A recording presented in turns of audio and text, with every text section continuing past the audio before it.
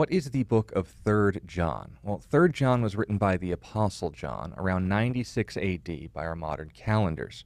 The reason it's titled 3rd John is because it's the third book historically credited to the Apostle John and thus bears his name.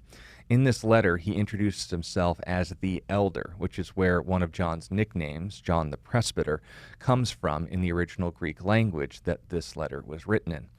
The background of this book is fascinating. John was writing this letter at the end of his life in the Greek city of Ephesus.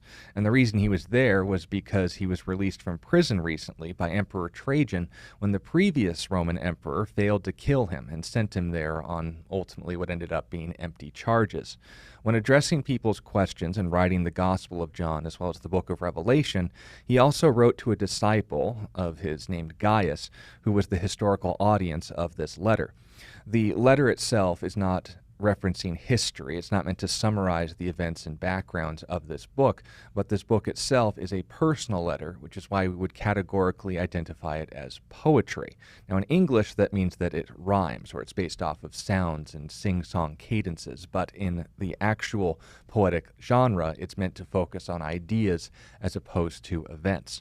The reason why this letter is in our Bibles is because John passed the standard of a prophet of God.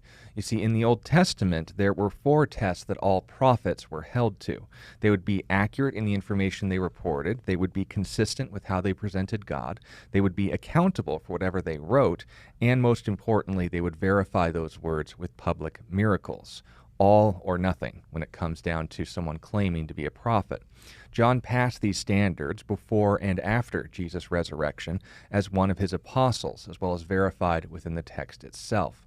And it's worth noting that while short and compared to other books of the Bible, one of the shorter and some would even argue shortest books of the Bible, people that are addressed as good and bad examples in this letter, Demetrius and Diotrephes accordingly, are only known historically by what John mentions about them.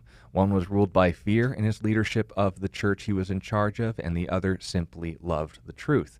The majority opinion of why we need to know about this is because it's the same difference between good and bad Bible teachers today. Some don't want to put in the effort of testing false teachers and keep everyone from speaking. Others are willing to put in the effort because truth is worth testing on a case-by-case basis, which we have done with 3rd John and that we all benefit from in reading it ourselves.